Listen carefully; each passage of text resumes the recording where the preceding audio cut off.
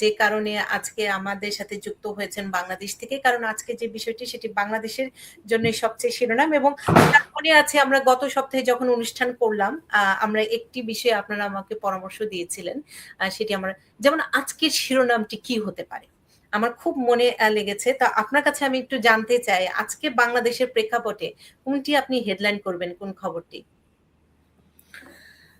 একটা তো আছে, আপনি যেটা দিয়ে শুরু করলেন, রাষ্ট্রপতি নির্বাচন। এটা হচ্ছে নিয়ম মাফিক। এটাকে আমি যে অনেক বেশি গুরুত্বপূর্ণ সেটা বলবো না। তার চেয়ে এখন যেটা খুব বার্নিং রাজনৈতিক ক্ষেত্রে যদি বলি, সেটা হচ্ছে মাননীয় প্রধানমন্ত্রীর ভারত সফরের আমন্ত্রণ গ্রহণ করা কি না করা। এটা আমি মনে করি নানা দিক থেকে অত্যন্ত গুরুত্বপূর্ণ একটা জায়গায় আছে ব্যাপারটা।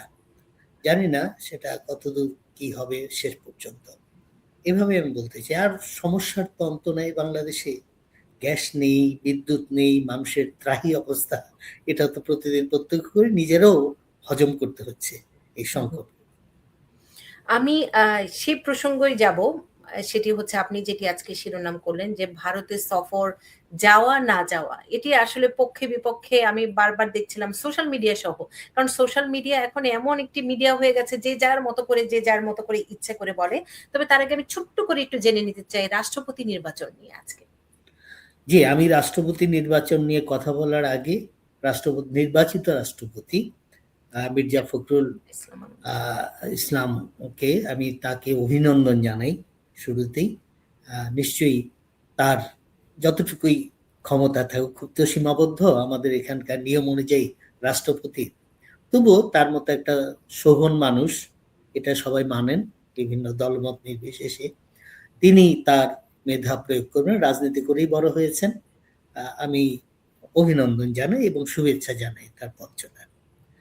এখানে একটা জিনিস খুব ভালো আমি বলবো, একটা পরিবর্তন। তা হচ্ছে বরাবরই আমরা দেখে আসছি যে দল ক্ষমতায় আছে, অধিক আসন নিয়ে আছেন, তারা করে ফেলেন, এটা আমরা টের পাই না রাষ্ট্রপতি কে হলেন, কারণ কোনো প্রতিদ্বন্দ্বিতা থাকে না ইত্যাদি।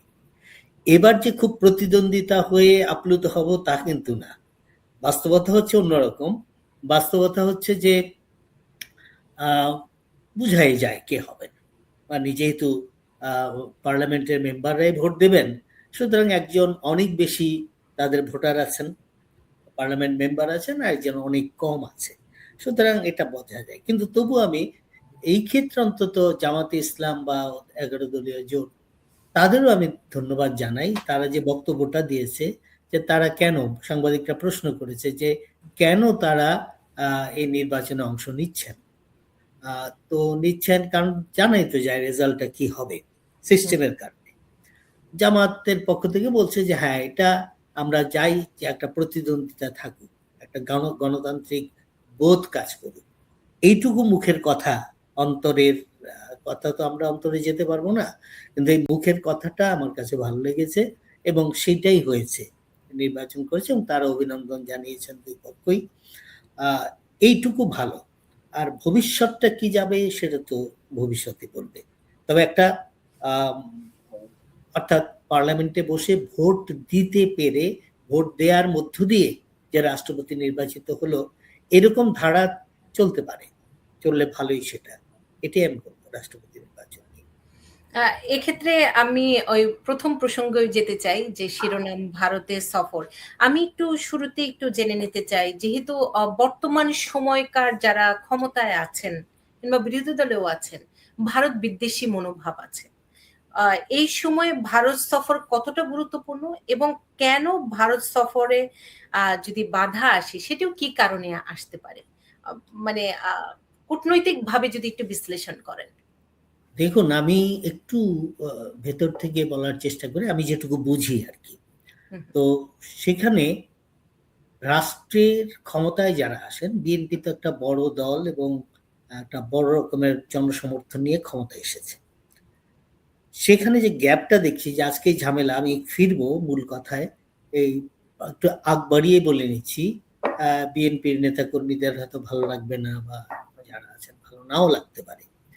সেটা হচ্ছে আমি অবজার্ভ করছিলাম এইভাবে, যে আমার কথা বলাটা আমার কাছে শ্রেয় মনে হয় এই জন্য যে আমি কোনো রাজনৈতিক মতাদর্শের সাথে কখনো যুক্ত ছিলাম না, এখনো নেই, কিন্তু রাজনীতিকে সচেতনভাবে বোঝার চেষ্টা করি, দেখার চেষ্টা করি। সেই দিক থেকে আমি বলবো যে তারেক রহমান দীর্ঘদিন বাইরে ছিলেন, লন্ডনে ছিলেন, কিন্তু তিনি সম্ভবত, আমার কেন যেন মনে হয় সম্ভবত তার ধারণা ছিল না তিনি প্রধানমন্ত্রী হয়ে যেতে পারেন। না হলে তার একটা মানসিক প্রস্তুতি, কূটনৈতিক চিন্তাভাবনা, নানা কিছু থাকতে পারত। কথাটা এই জন্য বললাম যে এই সরকার শুরু হওয়ার পর থেকে কি পার্লামেন্টে কথা বলা, কি কূটনৈতিক সংকটগুলো এই এখন যেমন চলছে এগুলো নিয়ে তার নিজস্ব কোনো অবস্থান তৈরি করা, বক্তব্য তৈরি করা বা সিদ্ধান্ত তৈরির ক্ষেত্রে তার একটা বলিষ্ঠ ভূমিকা, এই কিছুই তাকে রাখতে দিচ্ছি না। অর্থাৎ কখনো এর চাপে, কখনো ওর তাপে তিনি যেন নড়বড়ে অবস্থায় আছেন। এটা আমার অবজারভেশন। তো এইটা থাকলে তো তাদের জন্য কতটা ক্ষতি জানি না, দেশের জন্য তো অবশ্যই ক্ষতি। তো এই জিনিসটাকে সামনে রেখে এটা যদি ভূমিকা ধরি আপনার এই বক্তব্যের, তাহলে আমি দেখব যে তিনি যে ভারত বিরোধিতা তো প্রথম থেকে ছিলই, কিন্তু রাষ্ট্রে যখন ক্ষমতায় বসে যায় তখন তো একটা আন্তর্জাতিক সম্পর্ক, কূটনৈতিক সম্পর্ক, দেশের সাথে সম্পর্ক, নানা কিছু ভাবতে হয়। বিরোধী দলে যারা থাকেন তারা মাঠ কাঁপানো বক্তব্য রাখেন, এবং আমরা তো অতীতেও দেখেছি যে দুই বিরোধী পক্ষ দেশের ভেতরই একেবারে একজন আরেকজনকে শেষ করে ফেলে মঞ্চে দাঁড়িয়ে রাতে আবার একসাথে ডিনার করে, হাসি ঠাট্টা হয়। রাজনীতির এটা একটা যৌক্তিক বা সৌগন্ধিকও আমরা বলবো কোনো কোনো ক্ষেত্রে। তো সেটা আছে। এখন এটা একটা বড় ব্যাপার। আমরা যতই ইয়াংরা রাজনীতি কম বুঝে করুক বা আন্তর্জাতিক রাজনীতির চাপে পড়ুক, তারা ভারত বিরোধিতা যেভাবে করছে ঠিক সেই জিনিসটি ক্ষমতায় বসার পরে বিএনপির প্রশাসন একই ধারায় চলতে পারে না, তাদের রিথট করতে হয়। কারণ ভারত একটা বড় প্রতিবেশী, এবং আমরা এই যে দেখি না এত কিছু ভারত বিরোধিতা, তারপর বারবার ডিজেলের পাইপলাইন সচল হোক, আমাদের কাঁচামরিচ 400 টাকায় চলে গেল, এখন আবার পড়ে গেছে কেন? ভারত থেকে কাঁচামরিচ চলে এসছে।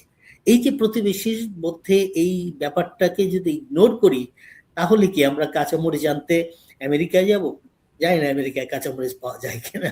তো ফলে এটা আস্তে আস্তে এটার ব্যবহার কতটুকু হবে।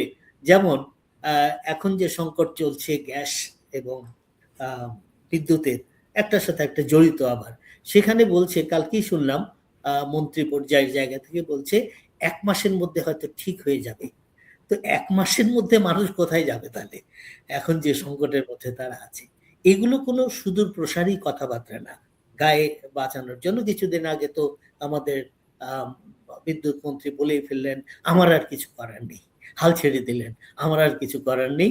এইরকম দায়িত্বহীন কথাবার্তাগুলো আমাদের শুনতে হচ্ছে, কিন্তু এটা বাস্তব, সংকটটা বাস্তব।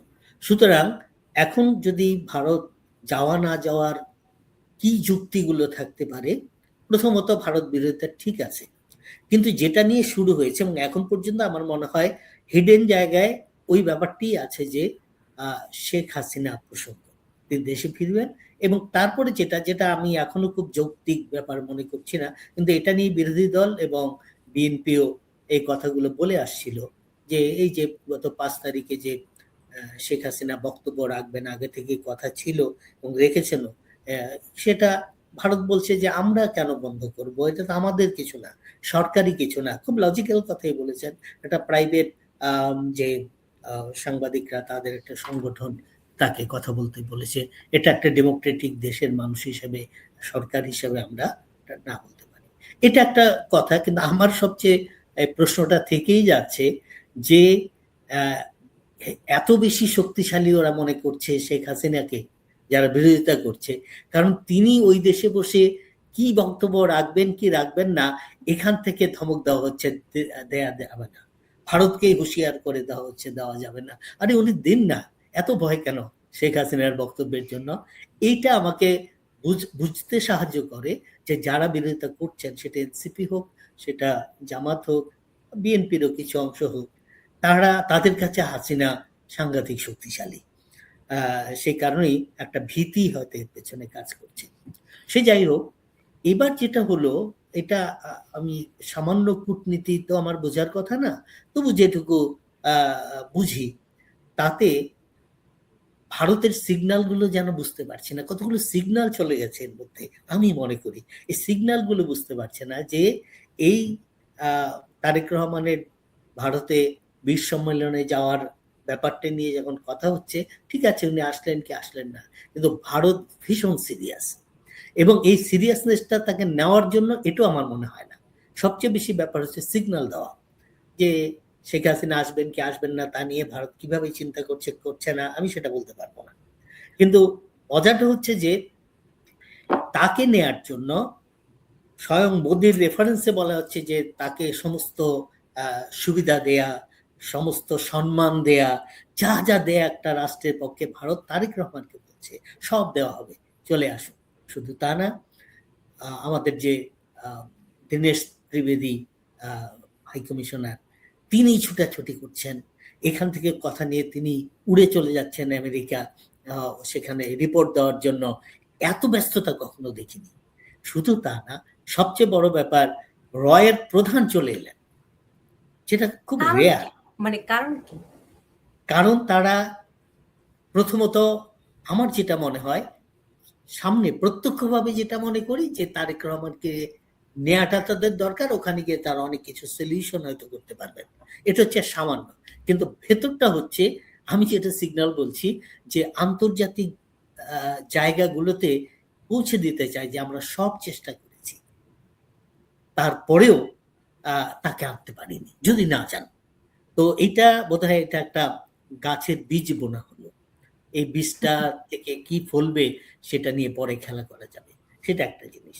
কিন্তু এই যে বলছে, একবার মনে হচ্ছে সরকারি কথায় যে রেডি আছেন তারেক রহমান যাবেন, আমরাও মনে করেছি তিনি যাবেন, গেলে আমরা মনে করি সবার জন্যই ভালো হতো, দেশের কথা যদি আমরা ভাবি সেটা ভালো হতো। কিন্তু এখন আবার এমন ভাবে বলছেন, সেটাও আমার কাছে খুব আনন্দের না বা লজিক্যাল মনে হয় না, যে হ্যাঁ যদি অনুকূল পরিবেশ সৃষ্টি হয়। আর যে কি করলে অনুকূল পরিবেশ সৃষ্টি হবে এটা আমি জানি না, কারণ সেখানে তার জন্য হোটেল খোঁজা হচ্ছে, সবচেয়ে বেস্ট যেটা সেটি খোঁজা হচ্ছে, তাকে কিভাবে রিসিভ, সমস্ত কিছু বলা আমি এর আগে অন্তত দেখিনি কোনো সরকার প্রধান যখন অন্য দেশে যাবেন সেখানে এত তড়িঘড়ি এত কিছু। এটি সিগন্যাল আমার হিসেব অনুযায়ী, সেগুলি সব কিছু করছেন, সমস্ত কিছু, আর আর কিছু বলার নেই। সেখানে শুধু একটা কথাই বলছে যে অনুকূল পরিবেশ সৃষ্টি হলে, তো এটার ব্যাখ্যাও তারা দেননি অনুকূল পরিবেশ কি বলতে। গতকাল আমি দেখলাম ভারতের একজন প্রবীণ সাংবাদিক এ নিয়ে তাকে জানতে চাওয়া হলো, তিনিও কিছু বলতে পারছেন, বলছে একটা জিনিস হতে পারে বাকি থাকলো, যেটা যে শেখ হাসিনা যাতে কোথাও কোনো বক্তব্য প্রচার না করেন, কিছু না করেন, ওই ভীতি, সেইটা হলেই বোধহয় কথা দিলে অনুকূল পরিবেশ হবে। কিন্তু সে যাই হোক, এটা তাদের রাজনৈতিক দৃষ্টিভঙ্গি। আমি যেটা দেখতে পাচ্ছি সরকারের দুর্বলতা, তা হচ্ছে তিনি যখন যাওয়ার প্রস্তুতি নিচ্ছেন প্রায়, সেই সময় একটা খুচরো দল বলবো এনসিপি, এক সময় মনে হচ্ছে ভালো দল তৈরি করে উপরে উঠবে।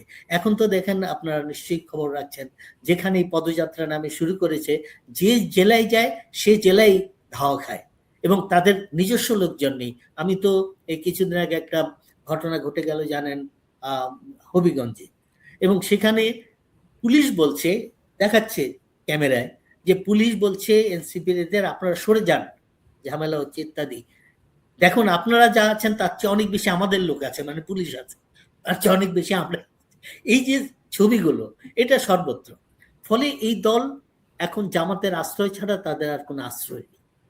অমন একটা দলের আহ্বায়ক নাহিদ ইসলাম, তিনি সরাসরি বললেন তারেক রহমানকে আমরা ভারত যেতে দেব না। খুবই অডাসিটি মনে হলো আর কি।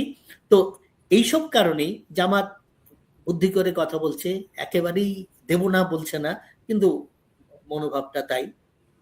তো এই জায়গাগুলোতে যদি ভীত হয়ে যায় সরকার, আমার ভয় সেখানে বিএনপির মতো একটা বড় দল এবং জনগণের সাপোর্ট নিয়ে ক্ষমতায় আসছে, তারা যদি এদের ধমকে চুপ হয়ে যায়, তাহলে এদের সামনের দিন কেমন চলবে, এটা নিয়ে আমাকে খুব আমি ভাবা। অভ্যন্তরীণ জায়গাটিও জানতে চাই, আবার তারেক রহমান যদি আসলেই না যান, কূটনৈতিকভাবে বাংলাদেশের ব্যর্থতার জায়গা কিংবা কারণ প্রতিবেশী একটি দেশের সাথে সম্পর্ক রাখতেই হবে। ভারতকে আপনি দিনে রাতে ২৪ ঘন্টা গালি দিলেও আ সেই সম্পর্কটি আপনার আ সব কারণেই রাখতে হবে। আর্থিকভাবে, নিরাপত্তার জন্য সবকিছু। তো সেই জায়গাটি থেকে বাংলাদেশ কতটুকু ক্ষতি হবে বাংলাদেশের জন্য?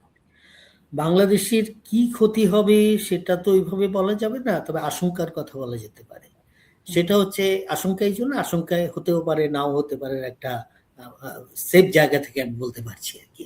সেটা হচ্ছে যে ভারত, আমাকে একটা এনালাইসিস শুনছিলাম আন্তর্জাতিক প্ল্যাটফর্ম থেকে, যে ভারত গণতন্ত্র চর্চা করছে অনেকদিন থেকে। এবং তারা এবার ওই যে সিগন্যাল বললাম, তারা এবার যতটা সম্মান দিয়ে, যতটা আদর যত্ন করে নিতে চাচ্ছে, না নিলে এইসব ক্ষেত্রে অনেক দেশই করে এবং ভারত একটু মন খারাপ করে। মন খারাপ করা মানেই তো তার রিপারকেশন আছে। আমরা তো অনেক কিছুতে নির্ভরশীল ভারতের উপর। এমনও ভারতে একজন সাংবাদিক বলছিলেন, কালকেই বলছিলেন যে, কি আপনার মতোই কি হতে পারে এরকম একটা প্রশ্ন ছিল। এবং সেখানে বললেন যে, হ্যাঁ, প্রথমত ভিসাটা চালু হয়েছে, এটা হয়তো আবার বন্ধ হয়ে যাবে। নাম্বার 1 উনি এইভাবে বলছিলেন আরকি। এটা হয়তো বন্ধ হয়ে যাবে। ভারত যে সুবিধাগুলো ভারতের কাছ থেকে পেতে চাচ্ছে, জ্বালানি থেকে শুরু করে নানা কিছু, সেটা কিছু সংকট তৈরি হতে পারে।